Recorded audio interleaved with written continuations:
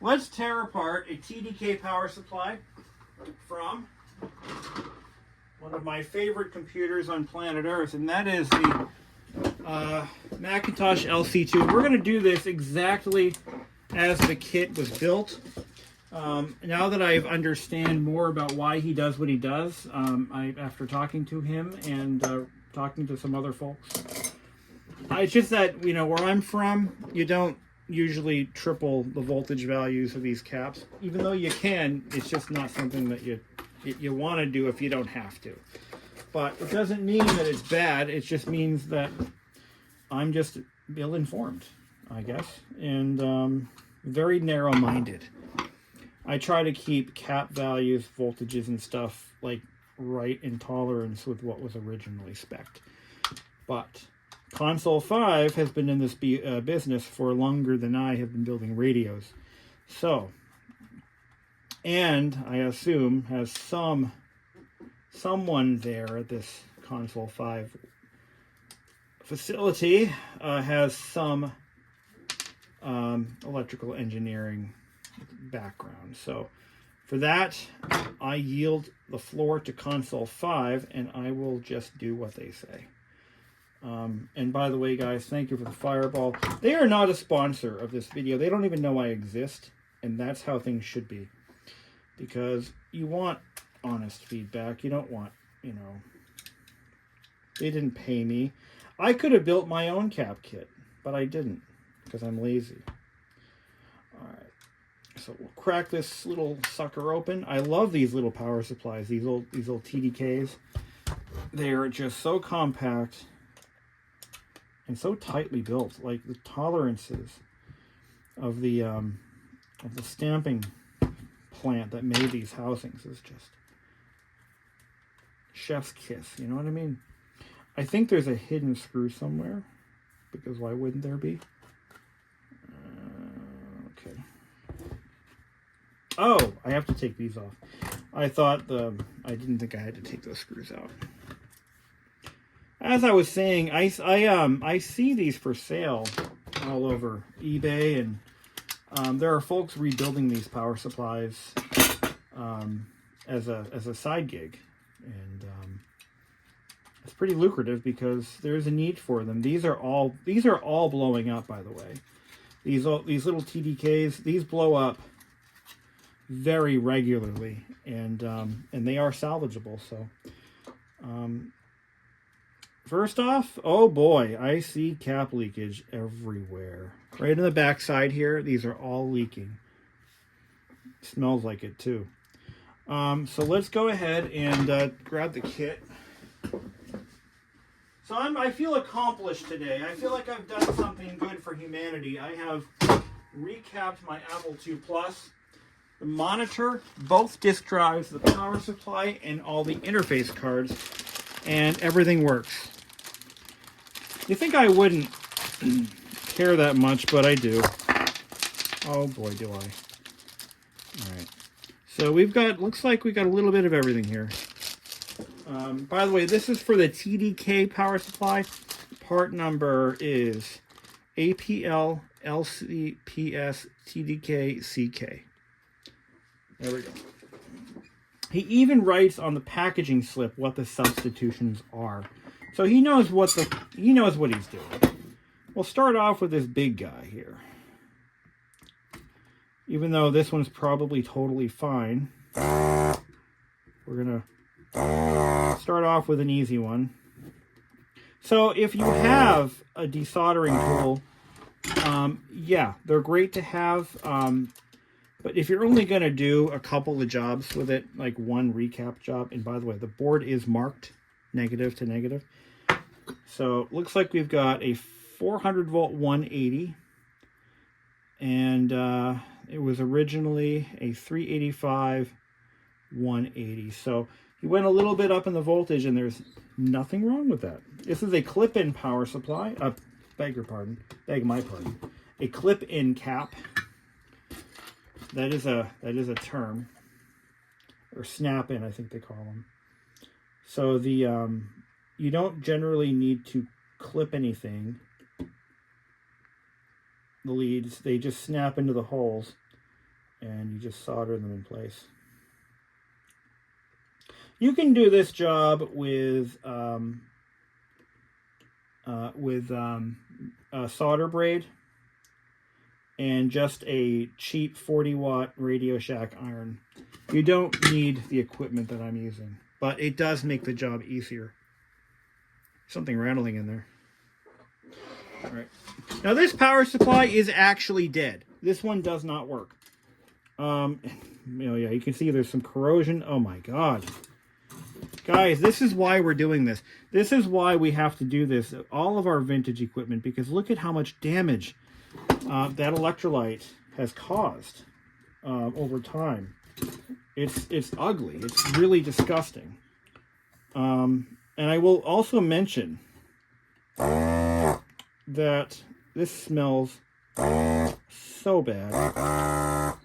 But I will mention that it smells like dead fish. What was I going to say? So solder that has been damaged from this particular level of corrosion, it does not melt very easily. In fact, it just burns, and you're not going to get a clean pickup. So, it's going to be tough. Sometimes if you take a little bit of new solder and then you just stick it in there, sometimes, maybe. But the solder is completely destroyed, and it is not melting. Not in the slightest. Let's try to clean up some of that acid or alkaline electrolyte. Let's clean that up a little bit. I'll also mention there was no corrosion, there was no leakage, nothing like that in the Apple II. Again, those caps are made out of something really, really good quality stuff there. All right, looks like we got it loose. Yeah, we got it out. Okay. Now the most important thing we can do at this juncture is to clean those pads as best we can. Clean up anything. Now look at how bad that is. That's a 25 volt 270, and we're substituting it for a 35 volt 270. Now this is garbage. We have to clean up around it,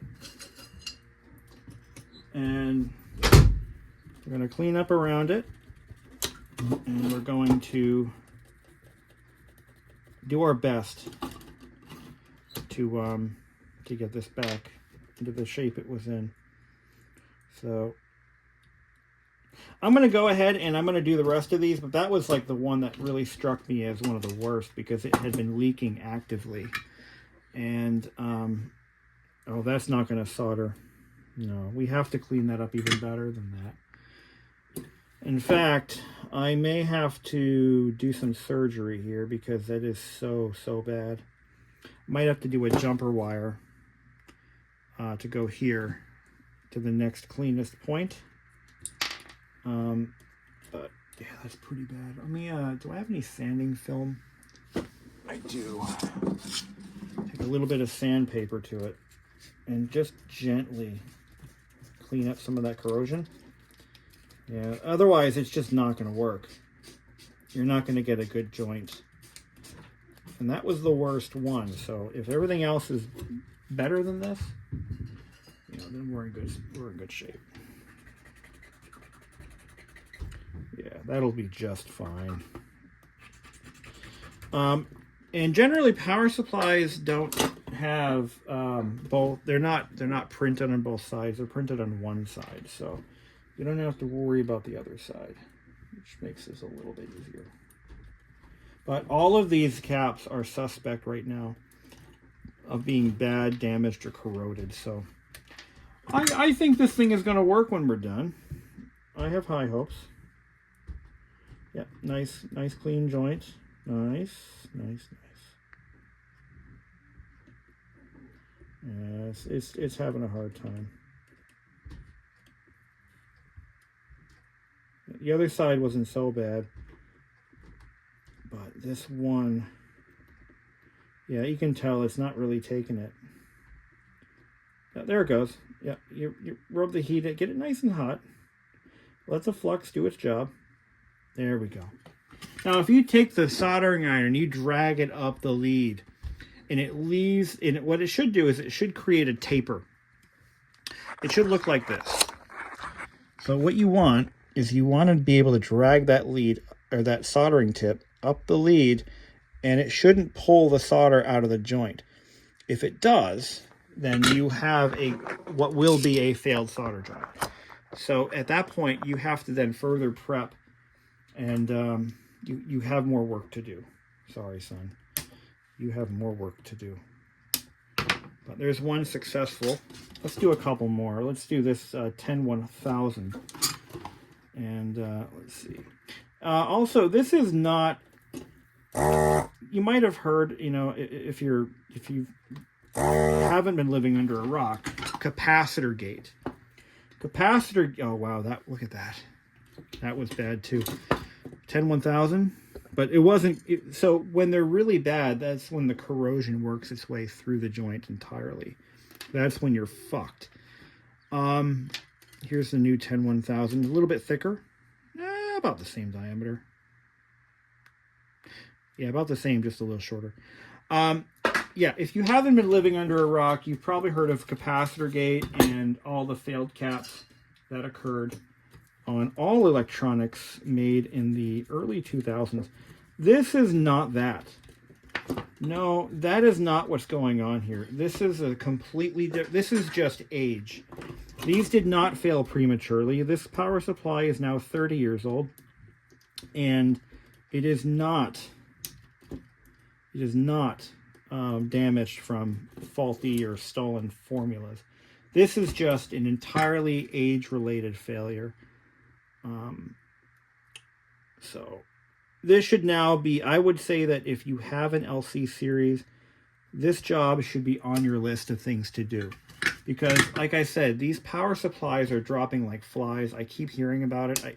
Every time I go to a computer swap meet or whatever, somebody's selling these things rebuilt, doing exactly what I'm doing right now. Something you can do yourself if you buy the kit from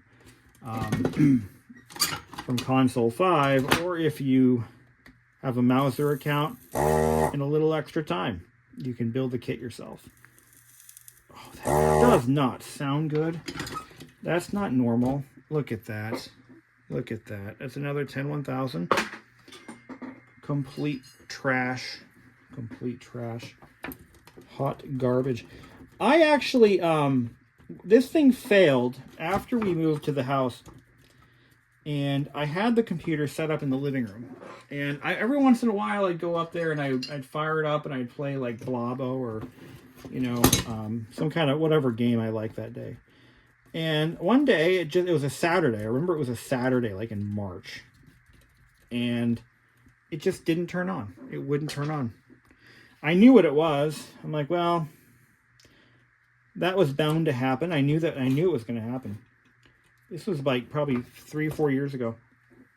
And I just said, whatever. I just grabbed another power supply because I had 2 of them. And I put it in, and it's been working ever since. But that power supply is also going to need a restoration because it is also 30 years old. But we're off to a good start. I think we have a plan here. Just going to keep rolling with it until I'm done. There's only a few more. And then we'll fire it up. Do another 10-1000 while we're still here. And I got to go say hi to my fiance who just got home. You should not, okay.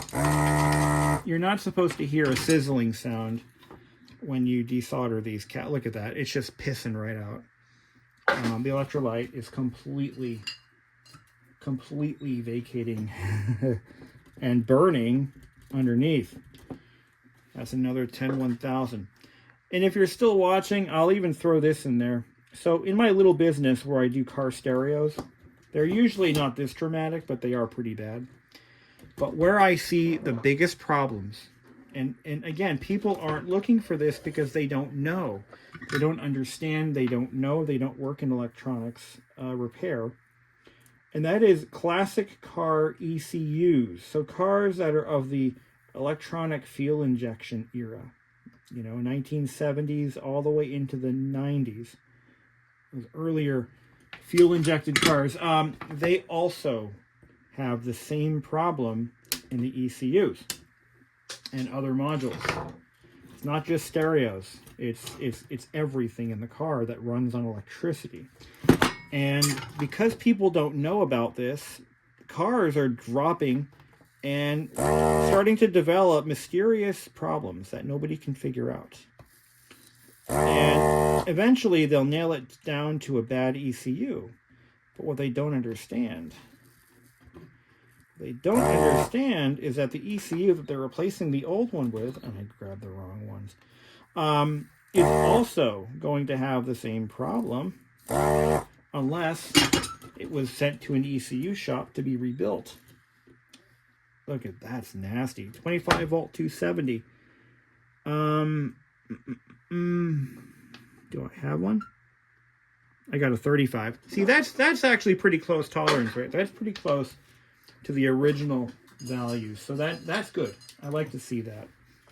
I don't want to see a 60 volt 270, no, but it'll work, I'm sure.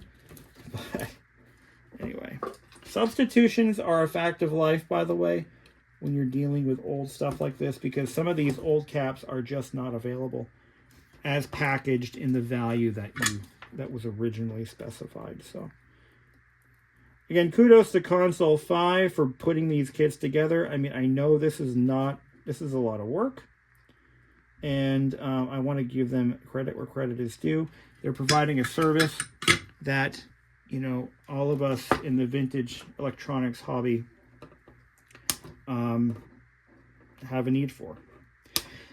And the other thing I want to point out is, there are other folks who are also, creating solutions for problems ranging from data storage on classic machines to, to finding solutions for, known design flaws. Like Mac Effects is one company that comes to mind. I love those guys. I love what they do. I fully look. This is nasty. This is a 10270. It is completely destroyed. Looks like a 16270 is my replacement. Mac Effects is actually taken the effort into reproducing the slot load iMac display bezel. That's actually the I call it the cowling, but it's basically the display bezel, the inner bezel, and it's what the CRT itself is bolted to. It's a structural component that was made out of a plastic originally that has a apparently it has a lifespan that is only about 15 to 20 years, and these guys are reproducing that part professionally. I don't remember where they went or how far they went with their GoFundMe campaign or their Kickstarter campaign, but I think they actually made it to production, which is kind of cool. All right, see this one. Here's an example of one that won't take the solder. I'm going to zoom in on this, and it's not taking solder.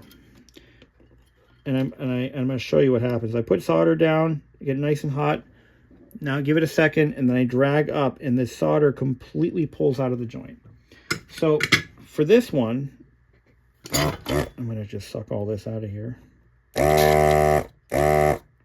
For this one, we need to go back in there, and we need to do a better job cleaning. Of course, I don't think I can push it down. There we go. I'll get that part out. If the solder pad falls off, and some of these will, in extreme cases, they will fall off, what you've got to do, here, we'll just snip the leads. What you have to do at that point is, oops, watch your eyes. You have to run jumper wires to the nearest point on that track. It's not pretty, but this is not a pretty job either. It's also not visible to the outside world. So Come on now. No, I can't get it out of there. There we are. So we have to do a better job of cleaning this out. So we're going to get some alcohol, and we're going to rub and rub and rub and rub and rub. And it looks like it's clean. It looks clean now. It looks like clean metal. Excuse me. I'm still dealing with allergies. It's a thing that I've been dealing with for a little bit. We're going to take a little bit of sandpaper. This is, what is this? Like, I don't know, 1000 grit should be fine. And you're just going to kind of scuff those solder pads. All right. Kind of scuff them a little bit. See how they turn green? That could either be corrosion or that could be from the solder mask, but it doesn't matter. We're going to do our best. Clean it up. Put the part back in the holes. Oh, did I not clean the other side too? Let's go ahead and I'm just trying to clean everything out, because this stuff is conductive. It not only is it corrosive, it is conductive. And when you pass a current across it, it becomes infinitely more corrosive. It's not good. Not recommended. All right, let's try that again. It should just take the solder like that, just like that. That's what we want. Yeah. Okay. Good. And that is now repaired.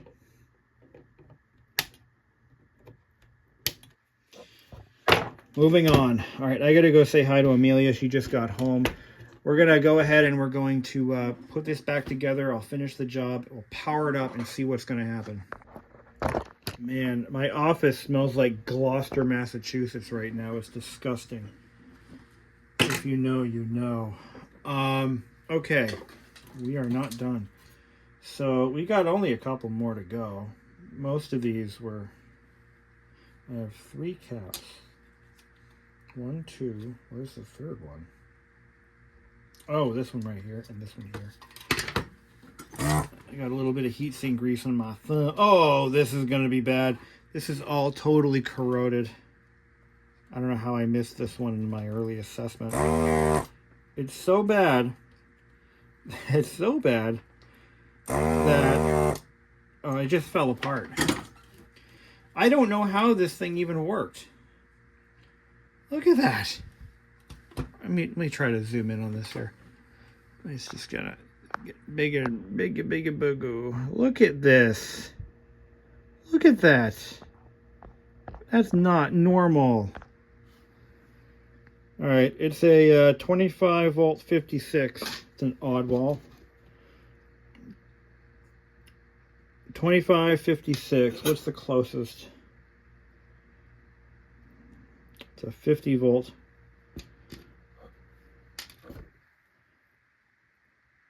That's a 56 microfarad 50 volt. That's just going to have to do.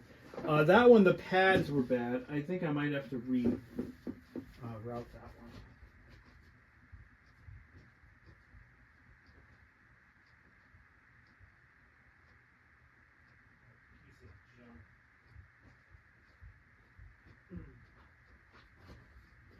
I think what I'm going to do is I'm going to definitely get another kit for the other power supply.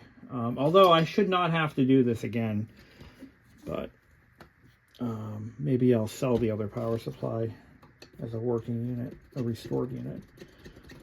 Look at that nastiness. What the freaking hell? Yeah, the pad is completely wiped out. But it's on, it looks like a ground pad, so should be okay. All right, yeah, I think we'll be okay. I think we'll be just fine. Just clean it thoroughly and just do the best you can. Okay, I think we'll be all right. I sometimes like to overreact. So here we go. That's going to go in like that. Okay. Here we go.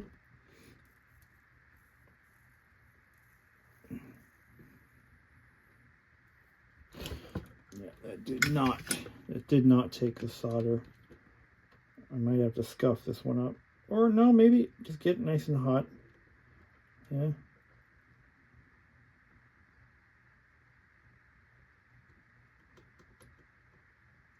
Yeah. How about this one? Oh, that one worked. Nope, it didn't. Didn't take it. There we go. All right. So let's grab some sandpaper and some alcohol here, and we're just going to kind of clean this up a little. I thought I did a nice job. I did not. I'm just going to get a little bit of sandpaper on this, scrape away some of the rotten, oxidized. There we go. It's the oxidization that kills it. That's what it is. Because that electrolyte is corrosive, it oxidizes the metal.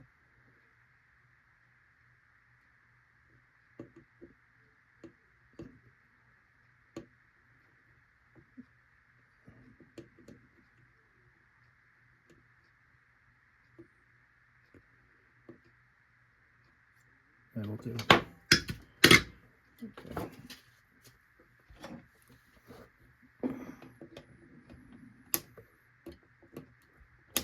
All right. 2 more to go and we're home free. At this point, this power supply may actually light up, but I'm not even going to attempt it. See, but so far everyone's been leaking, including this one. It's 25 volt 47, and we've got a 35 volt 47. So we'll just do the cleaning. I've never worked on anything that was this destroyed. Except for that one Infinity radio that I did for a guy. The surface mount caps on one of the boards all fell off. Like every one of them. There's like probably a dozen caps and they all fell off. They were that bad. They were that bad.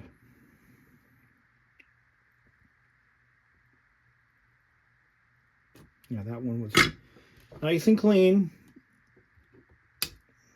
Okay. Toss next. This one's the final cap. The final capacity.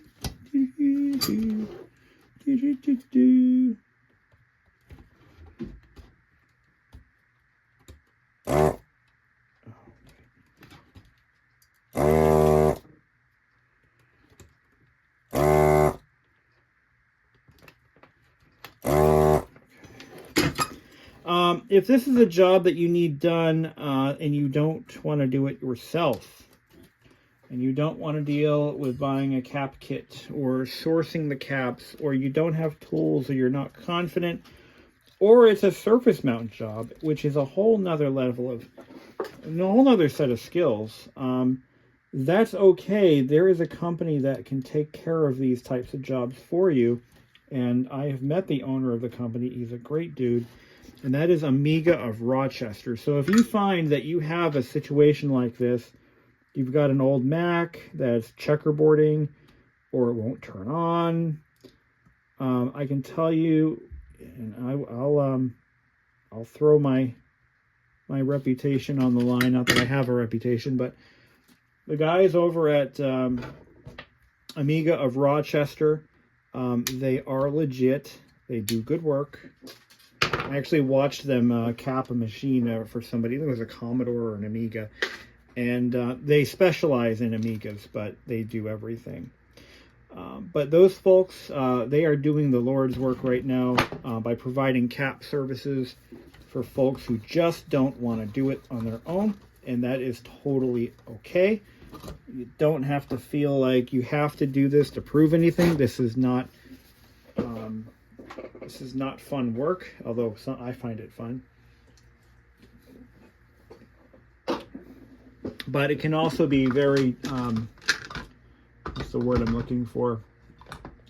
If you don't know what you're doing, you know, you can cause some serious damage. You can get hurt. You know, if you're really not careful, you can even get hurt doing this, electrocuted. So, I mean, it's nothing to joke about. I mean, you're dealing with high voltages on some of these, and some of them can be charged. Now, I know that this power supply hasn't been turned on in years. I'm not worried about it, and I've been bit before. It's nothing that I haven't experienced, but my point is, if you're not comfortable, don't feel like you have to, or like it's some kind of barrier of entry to collecting vintage computer equipment, because it's totally not. But Amiga of Rochester, like I said, I'll give them another plug. They do good work. They only do this type of work, as far as I know, and that's good. That means they have what they need. They know what they're doing. And you can at least pay them knowing full well that you're getting a decent cap job done. And there was one of these joints I undid and I didn't have to. Nope. Everything looks pretty kosher from the back side of the board. But I myself, I don't do computers because I just don't. Not as a business, in other words. I do my own stuff. I don't do anybody else's. I only work on my own equipment. But car stereos are my thing because it's been quite lucrative. And there's just not a lot of people out there doing that for classic car stereos right now. And I've been very successful recapping and restoring car stereos for some reason. And that's what I do. So, but I definitely endorse those who are, who specialize in one particular field, or one, you know what I'm saying. All right, that's one power supply down, one full computer down, and one power supply. Now the LC3 that this is going into has been logic board recapped by me several years ago. So it is a good running unit. It's already had all of its surface mount caps done. In fact, it was one of the first ones I ever did. And I did it without a hot air station. So the results, I mean, it's kind of messy in there, but it works. Reliably, I should say. So I have no concerns about that. You need a classic television restored, or a Philco Predicto specifically. Bob Anderson, I don't know if he's looking for work. I don't think so. I think he does it in his free time, which, like me, isn't very much. But he does Philco Predicto. That's B. Anderson TV. He restores Philco Predictos. All right. Let's go ahead and pop this guy in. We have a working power supply. At least it worked last time I used it. And every once in a while I fire it up when I do my live feeds. Let's see if it works today. Because the story could be different now. So let's power it on. And chime of magic. Now, this entire machine was not only recapped on the logic board side, but the entire shell, every part of this machine has been retrobrighted in a liquid bath in my driveway. And that is the method that I recommend people use when they ask. It works very slick, nice and smooth. It's like it was never, ever yellowed in the first place. The 2GS over here, unfortunately, was done with the gel method, with saran wrap, and it's not, I was not happy with the end results. I will be redoing the 2GS at some point. But the LC3, it had some staining on it, like very specific patterns in the shell. It looked really bad. It was not a nice looking machine by any stretch. But now, it is starting to turn yellow again, but it's doing it evenly. It's no longer, you know, zebra striped or anything like that. Okay, onward. What we now need to do is we need to pull the monitor out. I think it fits right over here somewhere. How much wiggle room do I have? Okay, we're gonna just put it right here. Not ideal, but this is a quick job. See if we can get it. Oh no, I don't want to break anything. Is there a chair? Always do the opposite of what you see me doing. There we go. Because I'm a slob and I have a lot going on down here, so let's crack the cover open and take out that power supply. While I'm in here, I'm going to just kind of clean up a little bit. So these LC power supplies are a breeze to remove. They're just clipped in. I'm going to move the speaker so you can see. It's just a matter of pulling the connector. There we go. That power supply connector out of there. Crack that out of there. And this is the old one. This one actually works, but it needs to be capped. And the new one, where did I put it? What did I do with it? Oh, right there. The new one in. Hopefully, when those caps blew up, it didn't cause any collateral damage, because that can happen. And that would be really bad.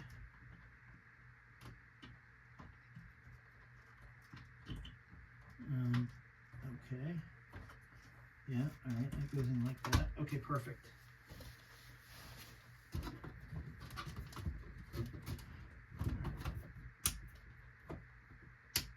Oh, there it goes. Okay, power supply actually works now. So that's one more thing off of my list. Guys, plan ahead when you're doing, especially when you're recording yourself like an asshole, like I am, and you have this all as a matter of public record when you upload it to YouTube. Okay. All right. Together. Done and done. Now, I do have these Apple speakers. These are the I believe the first speakers Apple ever released as part of their multimedia kit. This computer actually originally came with the multimedia kit. These are caps for stuff I don't have. Get these out of there. But again, those will now present yet another recapping opportunity. When you collect vintage hardware like this, there's always something to fix. You will not run out of things to repair. It just won't be an issue, so don't even worry about it. There's always something. There's always something cooking, as Gus Fring would say. And random vacuum tubes, because of why, I don't know. It's a 6F6. That's a good one. All right. Let's go ahead, and we're going to fully boot it up with its new power supply. So exciting. And watch something blow up again. Look at that. Now that my office smells like dead fish. Thank you, electrolyte. Is it booting or what? Oh, that's not normal. Well, that success was short-lived. You know, it's possible that there could be other issues with that unit. So let's put the old one back in. And see what the hell's going on. So put the old one back in there. Now that one, it was working fine until I just shut it off. And I'm trying to figure out why my monitor's all wacky. And I'm not sure why that could happen, but you know, these things do occur. So this is the previous power supply. Let's see what's going on. I may have to crack open that power supply once more and see what's up. So look at that. Works fine. I will say I thought I smelled something when it. Well, let's take a look. Yeah, running just fine on the old power supply. Let's take a good look at this one. Let's see what maybe we did wrong. Discharge, please. That one looks like it'll bite. Pretty big.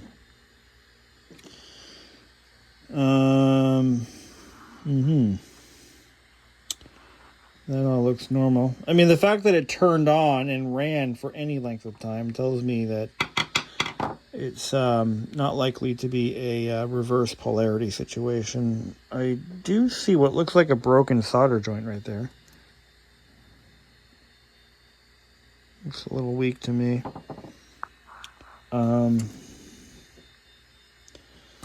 Interesting. So what I think happened here is I didn't do I should have flushed the board to get rid of any residue electrolyte, and I did not. May actually have some fried components on here that need to be addressed. So I think what I'm going to do at this stage is, if this doesn't work, I'm not going to fret. I'm going to just grab another cap kit and just do that power supply, since it actually does work. This one actually was allowed to die, and it may have some collateral damage. You got a couple of diodes that look to be suspect. They're kind of dark. A lot of corrosion on them. Oh, you know what? Why? I don't know why I didn't think of this, but those joints are all compromised because they were damaged with electrolyte. I'm going to desolder them, and then we're going to try it again. I already flushed it with alcohol, which is evaporating quite nicely. So I'm going to kind of resolder those diodes. They don't look healthy. We'll do that, and then we'll try it again. Okay. Make sure we shut it down properly, just to avoid data loss. Just kidding. So I found a couple of joints that were compromised. And in fact, I'm not sure I'm comfortable going much further with this one, because that whole low voltage stage is compromised. There's a lot of damage there from the electrolyte just sitting there for so long. So when you put a soldering iron to a joint and it just sits there and fizzles, it's not a good thing. It's not supposed to do that. And when you pull vacuum on a couple of them to reflow them with new solder and the solder doesn't take,